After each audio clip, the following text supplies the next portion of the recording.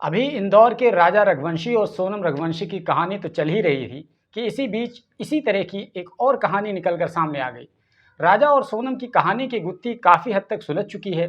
सोनम गिरफ्तार हो चुकी है और काफ़ी हद तक ये समझ आ चुकी है कि राजा रघुवंशी की हत्या में उसकी पत्नी सोनम रघुवंशी का ही हाथ है और उसने अपने प्रेमी राज कुशवाहा के साथ मिल करके ये तमाम षड्यंत्र रचा था। तो ये गुत्थी तो काफ़ी हद तक सुलझ चुकी है, लेकिन इस नए जोड़े का गायब हो जाना और उसी नॉर्थ ईस्ट के इलाके में गायब होना लोगों के लिए एक चिंता का विषय बन गया है।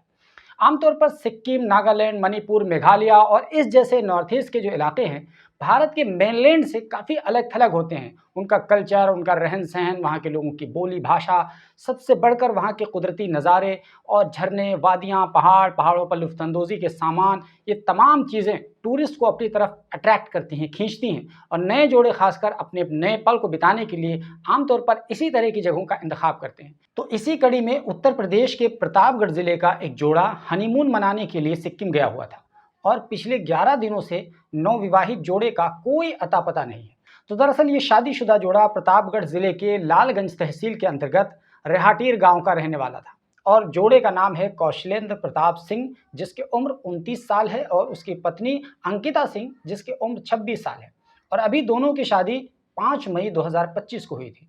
नवविवाहिता जोड़ा शादी के 20 दिन के बाद यानी 25 मई को अपनी शादी की खुशियों को यादगार बनाने के लिए सिक्किम गया हुआ था, ताकि वो लोग खुशी-खुशी कुछ दिन गुजार सकें और अपनी शादी की इब्तिदाई दिनों को अपने ढंग से जी सकें। आम भाषा में इसी को हनीमून बता दिया जाता है। तो यूँ कहें कि ये जोड़ा हनीमून मनाने के लिए वहाँ गया हुआ था और उस दौरान 29 मई 2025 को ये लोग एक हादसे का शिकार हो जाते हैं। दरअसल हुआ कुछ यूँ कि 29 मई 2025 को रात के वक्त ये लोग कुछ दूसरे लोगों के साथ सिक्किम के मंगन जिले में चोंगथांग से गंगटूक लौट रहे थे। तभी उसी वापसी के दौरान उनकी टूरिस्ट गाड़ी ट्रैवलर तेज बारिश की वजह से मोन्सी थांग के करीब लिंचिन लिंचांग हाईवे पर बेकाबू हो गई और लगभग 1000 फीट की गहरी खाई में जा गिरी। और ये सारे के सारे लोग बहाव वाली तेज नदी तेसा नदी की चपेट में आ गए। गाड़ी में कुल 11 लोग सवार थे, जिनमें ड्राइवर, जिसका नाम था पेसिंग देनु शेरपा, जो कि एक लोकल ही था, उसकी भी मौत हो गई, जबकि 2 लोगों को बचा लिया गया। जबकि कौशलेंद्र, अंकिता और दूसरे 6 टूरिस्ट अब तक लापता हैं। इनको लापता हुए 11 दिन बीत चुके हैं। अंकिता लखनऊ के मेदांता हॉस्पिटल के मेडिसिन डिपार्टमेंट में काम करती थी, जबकि कौशलेंद्र दिल्ली में रहकर सिविल सर्विसेज के इम्तिहान की तैयारी कर रहा था और अपने माँ बाप का इकलौता बेटा था। NDRF, ITBP, SDRF, Sikkim police, fire and emergency services और travel agency association of the Sikkim, ये सभी लोग मिलकर उन तमाम लोगों की तलाश में लगे हुए हैं, लेकिन अब तक उनके हाथ खाली हैं, क्योंकि वहाँ तेज़ बारिश होती रहती है और तेसा नदी का जो बहाव है वो बहुत ज़्यादा रहता है और इसी बारिश की वजह से उसका जो वाटर लेवल है वो आमतौर पर मामूल से 4 मीटर ऊपर है। इसी वजह से राहत और बचाव में काफ़ी दिक्कतें आ रही हैं और सबसे बड़ी दिक्कत यही होती है कि वहाँ लैंडस्लाइडिंग के वाक़यात बहुत होते रहते हैं। इसलिए भी तलाशी मुहिम के दौरान काफ़ी मुश्किलात पेश आ रही हैं और गाड़ी अभी तक नदी के मलबे में दबी हुई है। नदी के किनारे से 4 आइडेंटिटी कार्ड और 6 मोबाइल फ़ोन्स बरामद किए गए हैं, लेकिन उनमें से कोई भी कौशलेंद्र या अंकिता का मोबाइल फ़ोन या आईडी कार्ड नहीं है।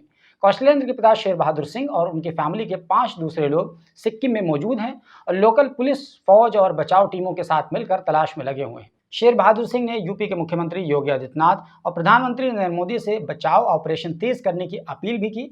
उन्होंने कहा कि वो अपने बच्चों को ढूंढे बगैर वापस नहीं जाएंगे। कौशलेंद्र की मां बेबी सिंह ने आखिरी बार जोड़े से 29 मई को बातचीत की थी और तब से उनका संपर्क किसी से नहीं हो पाया। कौशलेंद्र के पिता ने कहा कि उन्हें अभी तक अपने बेटे का मोबाइल फ़ोन या चप्पल या उसकी कोई भी चीज़ नहीं मिली है। खास बात यह है कि कौशलेंद्र के दादा डॉक्टर उम्मीद सिंह ये बीजेपी से जुड़े हुए हैं। उन्होंने इस हादसे के तई सरकार की असंवेदनशीलता पर नाराजगी का इजहार किया। उन्होंने कहा कि मैंने उत्तर प्रदेश के मुख्यमंत्री, गवर्नर, गृह मंत्री और प्रधानमंत्री के ऑफिस से राब्ता करने की कोशिश की, लेकिन कहीं से मुझे कोई ठोस जवाब नहीं मिला।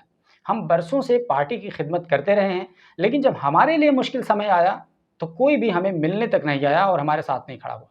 खैर, ये तो बीजेपी का है और उनके पार्टी के काम कर रहे कार्यकर्ता का मामला है, लेकिन सवाल यह है कि नॉर्थ ईस्ट का जो इलाका है क्या असुरक्षित है, जहां लोग अपनी शादीशुदा पल को खुशनुमा और यादगार बनाने के लिए जाते हैं और वहां जाकर वो खुद ही यादगार बन जाते हैं, जैसा कि अभी राजा और सोनम के केस में हुआ और ठीक उसी समय कौशलेंद्र और अंकिता के साथ भी हुआ है।